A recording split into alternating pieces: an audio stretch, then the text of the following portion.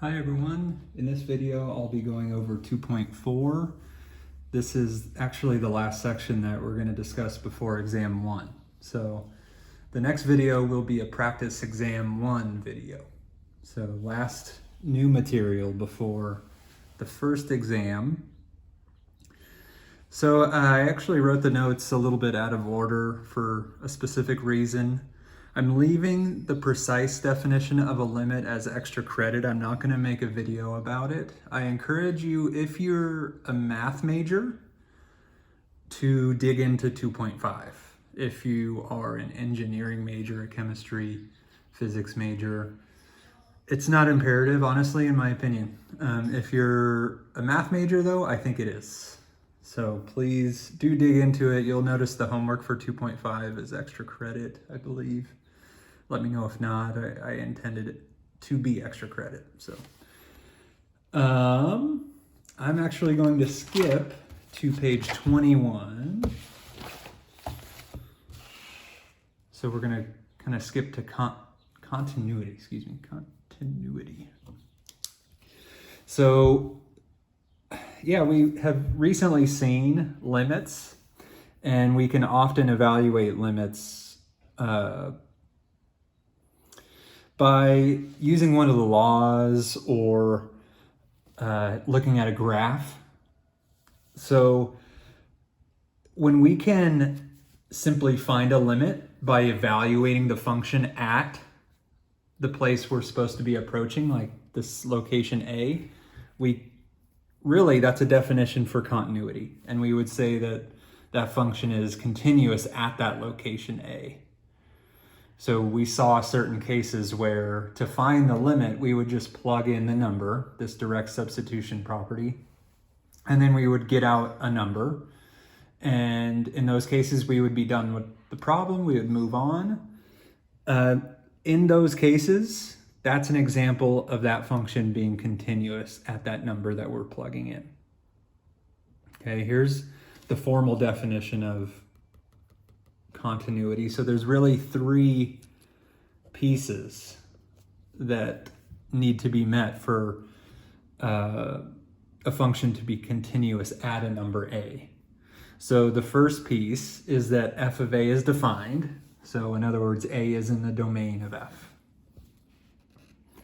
The second piece is that the limit as x approaches A of the function f exists. So the double-sided limit exists. So in other words, that the left-handed limit agrees with the right-handed limit. So those two things need to be true simultaneously. And then there's a third thing that needs to be true simultaneously, is that the limit of the function as x approaches A is found literally by this substitution. So that the limit value there is the functional value there. Okay, so all three of these things need to be met for a function to be continuous at a number A. So here's a graphical example. So it says, from the graph of f, and this is the graph of f over here, state the numbers at which f is discontinuous and explain why. Okay, so we have this graph. By the way, this is meant to be a whole. I don't know if that's difficult to see on the screen there, but I'm going to magnify these a bit. This is closed. This is also closed. This is closed. Okay, so from the graph of f, state the numbers at which f is discontinuous and explain why. So, and also explain why. So just going from right, or sorry, not from right to left, but left to right, there's a hole here at -4, and that's going to be a problem with respect to continuity, right? So that first one said that A, some number A, needs to be in the domain of f. That's at least the first piece for continuity. And -4, since there's a hole right there at -4, -4 is not in the domain of f. So I'll say discontinuous at, I'll write it like this. x equals -4 because -4, I'll use this notation, is not a member of the domain. So that notation just means not a member of. This notation means a member of. So if you slash it, it means not a member of. So in other words, this is a violation of number 1 from this list. Okay, so just again moving from left to right. So I'm seeing something interesting happening here at -2. So if you look at the limit as you approach -2, the function would be taking you up here to whatever this value is from the left. From the right, the function would be taking you to this value, whatever this value is from the right. So in other words, the double-sided limit at -2 does not exist. So that would be a violation of number 2 here. So it would also be discontinuous at x equals -2 because the limit as x approaches -2 of f of x does not exist. And this would be a violation of number 2 in the definition up here. Right, approach -2 from the left, you're going up to these values. Approach -2 from the right, you're going down to these values. Those values do not agree. So the double-sided limit would not exist. Therefore, this would be a violation at -2, right, where a is -2. Where else? Just moving again to the right, it looks like we have a similar violation here. Okay, so I'll say now +2 because the limit as x approaches +2 now also does not exist. Right, if you imagine the left-handed limit, you're going down to these values over here. The right-handed limit at 2 is taking you up to these values here.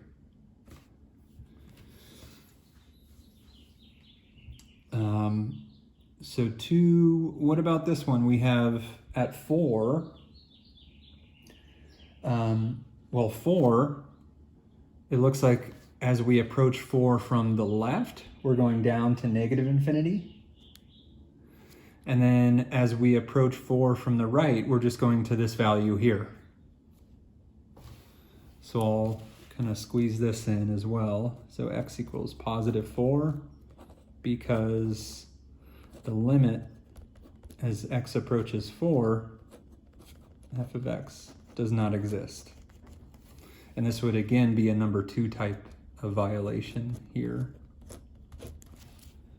So we didn't see any number 3 types. Okay, so we saw number 1, we saw a few instances of number 2. So we didn't see any number 3 types in this case, but these would be the locations. So these were the locations. And then we were supposed to explain why.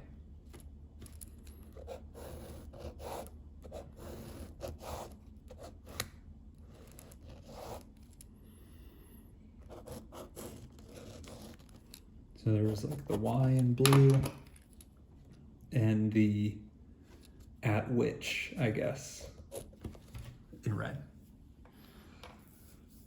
So yeah, just to draw a quick picture maybe of what a type 3 violation would look like graphically. I'm going to use this space above. So what if we had a function like this, and then we had this hole here, and we had this function continuing, and then we have the function defined there. So imagine this is at 3. Maybe this is occurring at 1, and then this is occurring at 2. So if you look at the limit as you approach 3, of this function f, then you would be going down to these values here, right? Because the limit doesn't care about what's going on exactly at 3, it cares about what's happening as you approach 3 from the left and the right simultaneously in this case. So this would be 1, right? So these values would be approaching 1. But f of 3, right, the actual function value evaluated at 3 is actually 2. So the limit as x approaches a of f of x does not equal f of a, right? This is f of a, which is 2. In other words, 1 does not equal 2. Sorry, I was writing off the screen. So this piece is on the left, and this piece is on the right. So this is a number 3. This is kind of what it would look like in terms of the continuity definition. We have the function value, 2. The limit value is 1. Those don't agree. So we would have a violation of this third one in that case. All right, let's look at another one. Again, I'm leaving some of these open. So I'm gonna do on page 22, number 6, part 1.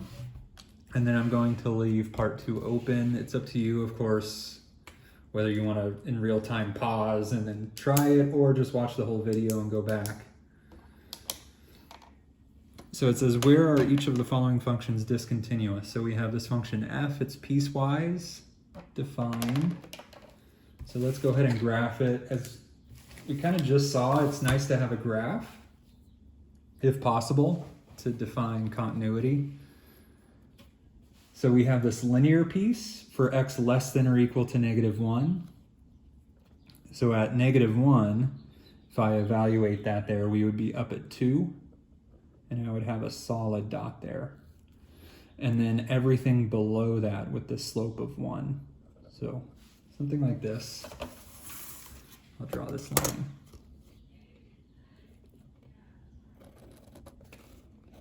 Close enough. And then we would have this other piece is this exponential. And this is true for everything strictly greater than -1. So at -1, if I evaluate the second piece at -1, I get a half, but I would have an open dot there. And then I would have a value at 1, evaluated at x equals 1, I would have a 2, x equals 2, I'd have a 4, and so on like this. So here's a picture of this function, this piecewise function. And then we're supposed to define where it's discontinuous. So thinking about the definition, remember we had those 3 sets of criteria.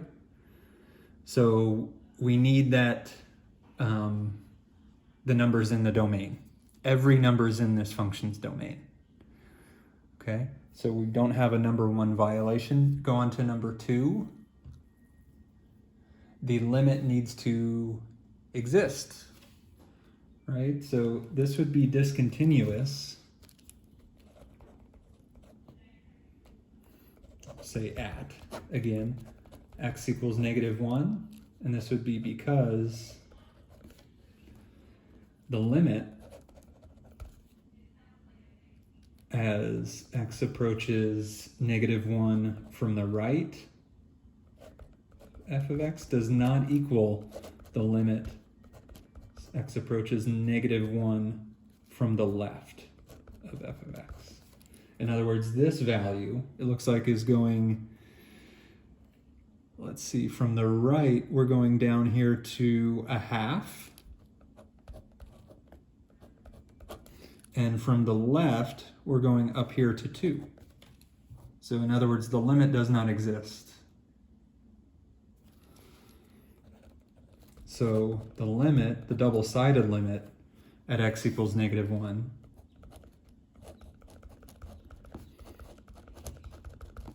So that is a violation of number 2. But this problem actually didn't ask about all that. We were just supposed to say where. So I would just say this.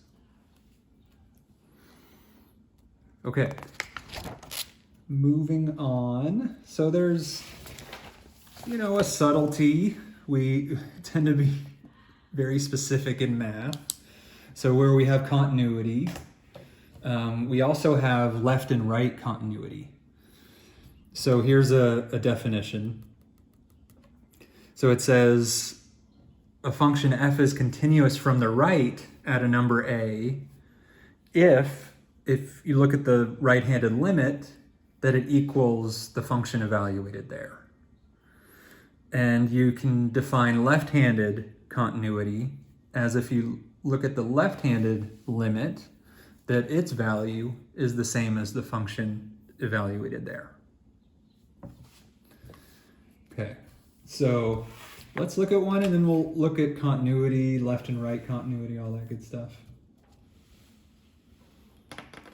So this example 7 says, find the numbers at which f is discontinuous. At which of these numbers is f continuous from the right, from the left, or neither? Sketch the graph of f. Okay, so we have the most left-handed side less than or equal to 1 as this exponential piece. So that's only true up to 1. And then we would have this kind of nature to the left, that exponential kind of tail, or however you want to look at it. And then from 1, not including 1, to 4, including 4, we have this linear piece. So if I look at 1, plug in a 1, we're actually right on top of 2. So there's actually a shared point there. And then we'll go down at a -1 slope, but only until we get to x equals 4. So we'll go down this way until we get here. So I'll connect these 2 points.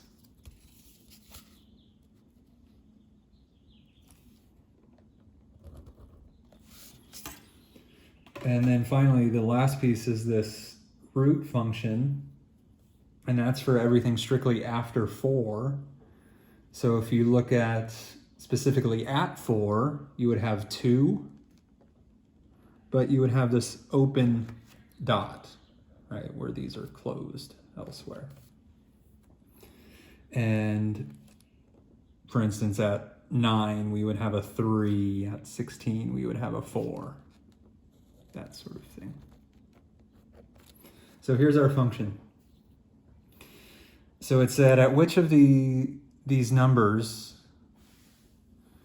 is f continuous from the right? So we're looking for discontinuities first, and then we're supposed to identify left or right continuity. So it's definitely discontinuous at x equals 4. So I'll write this over here.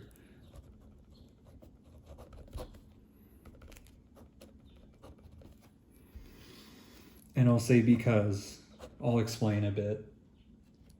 Because the limit of the function as you approach positive 4 does not exist again. Right? If you go from the left, you're going down here to values like -1. From the right, you're going up here to values like 2. So those don't agree. So discontinuous at x equals 4. And then at which of these numbers is f continuous from the right, from the left? So 4 is our only number we're considering, and it is continuous from the left. Okay, so this definition said it'll be continuous from the left if the left-handed limit equals the function evaluated there. So f is continuous from the left at x equals 4. And I'll say because the limit of the function as you approach 4 from the left equals f of 4. Oops, f of 4. Both these numbers, I'll try to make it a little more visible. Look at the function here. So from the left, the limit is saying you're going down here to -1. And if you evaluate the function at 4, you're at -1. So in other words, -1 equals -1.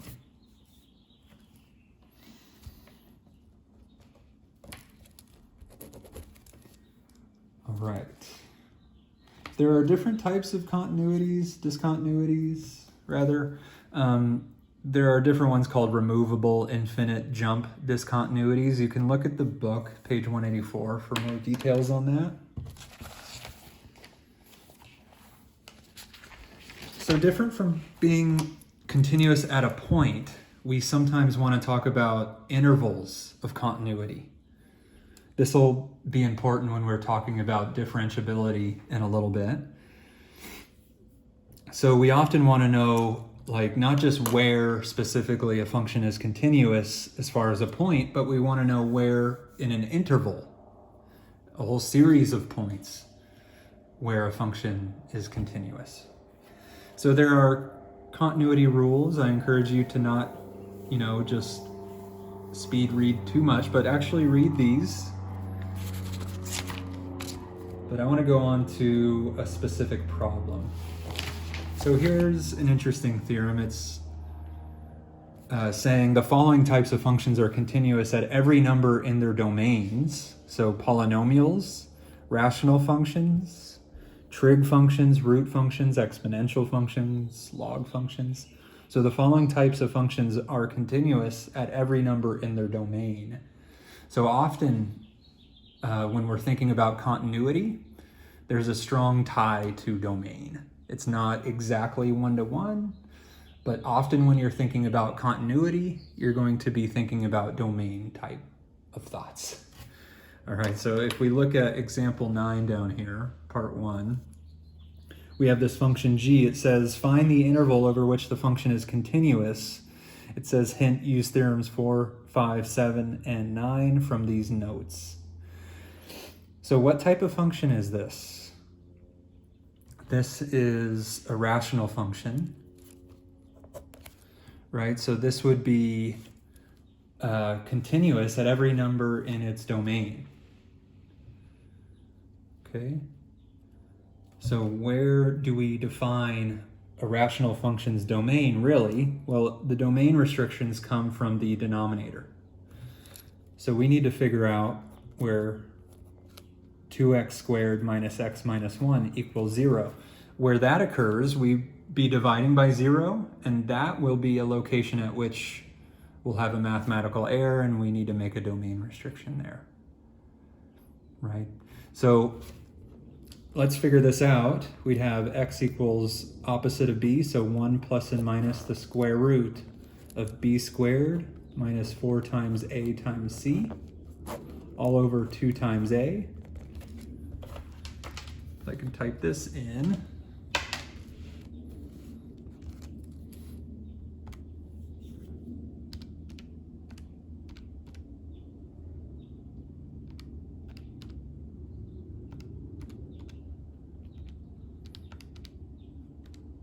So I get 1.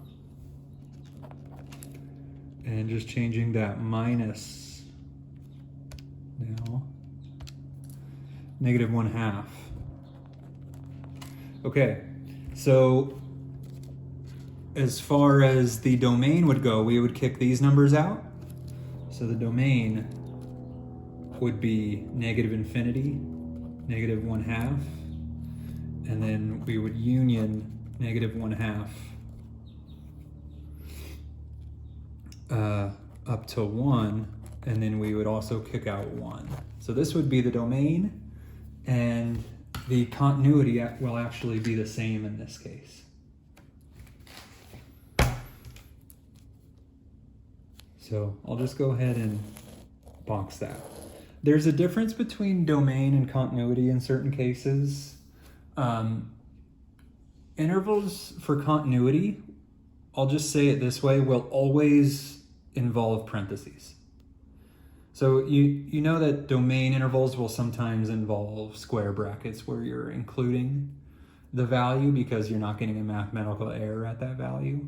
Continuity intervals don't include values, so we'll always use open intervals with continuity.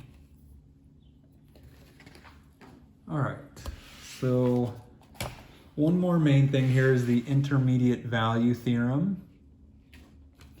Kind of an intuitive theorem, but let's read it and then we'll try to draw a picture to make it, really intuitive or visual at least. It says, suppose that f is a continuous function on this closed interval a to b, and let n be any number between f of a and f of b, but let them not be equal, f of a and f of b.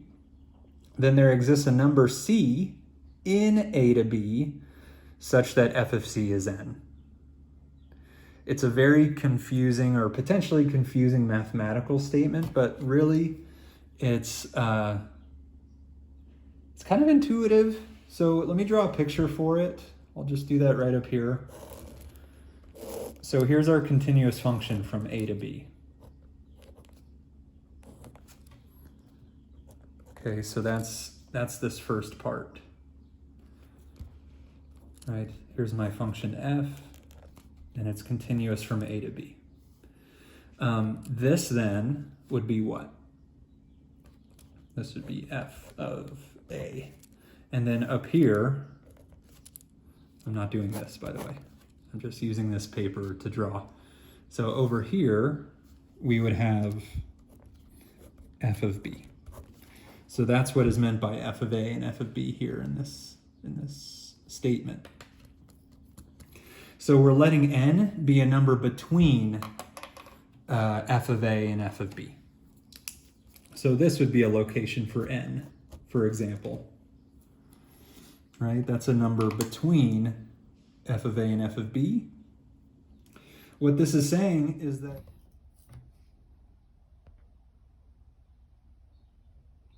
sorry about that, had a little camera glitch. I was explaining the kind of picture of the intermediate value theorem.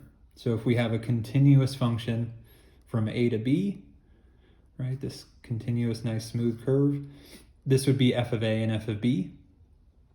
If this is a number between f of a and f of b, then there must exist a c in between a to b such that f of c equals n. Okay, and I went on to explain, I don't know if this got captured, but if you're driving, so if you start from 0 and then you accelerate, and then at some later time, maybe 10 seconds later, you're going 60 miles per hour,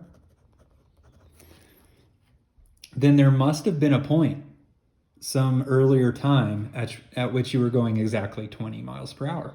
You can't go from 0 miles per hour to 60 miles per hour without passing through 20 miles per hour. Right? If this is a continuous function, which driving is, then that must hold true. And then I went on to explain, before noticing the camera had stopped, this problem. Okay, so let me just reiterate. So it says, use the intermediate value theorem to show there is a root of the given equation in this specified interval. So what I first did is evaluate at the bottom part of the interval. That is a negative number. Then I evaluated at the top part of the interval. That is a positive number. So I have negative going to positive. So I drew this picture. So here's my negative going to positive. So from 1 to 2, there must be a location at which this thing has a root, right? If you go from negative to positive, then there must be a location at which you pass through 0. So just because of these 2 bullet points, there must exist n because of the continuity of f. So I'll say that here. So I'll say f is continuous on 1 to 2. Okay, the closed interval. So that's important. And then the fact that it's negative going to positive, there must be a pass through 0. Okay. And this is my answer. It's kind of a proof. Okay. All right, I'm gonna go to Desmos and show you this again, just to solidify it. So stay tuned. Okay, here's Desmos. I'm gonna bring up example 10. This is page 26. So I'm gonna type in the function.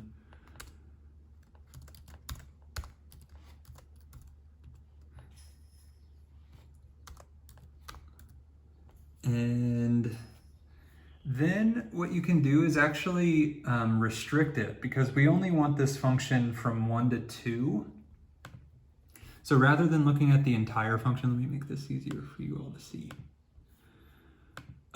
We only care about the function from 1 to 2. So what you can do is use these braces and then go 1 less than x less than 2, colon, and then put the function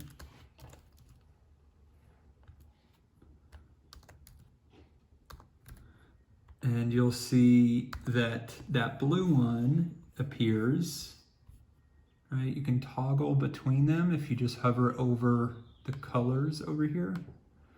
So here's the entire function in red, and then here's just the sliver we care about in blue. It's kind of straight up and down. Also, a nice thing about Desmos is you can go over here and change the scale. So on the x-axis, instead of going from like -16 to 32, which doesn't really mean much for us, let's just go from -1 to about 2, because that's more like the interval we care about. And see how it kind of reorients or stretches, you know, makes it a little more readable. So here's 1 to 2. And we can see, yeah, here's that -1 value. And over here, here is that 2 and about 15 value. What we're seeing here is a location that is an approximate for the actual C. So just as a reminder, we said that there exists a C. We did not find the C. And that's okay. This problem doesn't care about actually finding it. It just wants us to prove the existence of such a number. Now, Desmos is approximating it, and it's doing its best. And usually when you zoom in, you can get more decimal places. But yeah, it's not exactly 0 now, as you can see. So it's an estimate, but you can get a sense for that number. So there is example 10, page 26, just a little bit more graphically rather than algebraically. Talk to you next time. Bye-bye.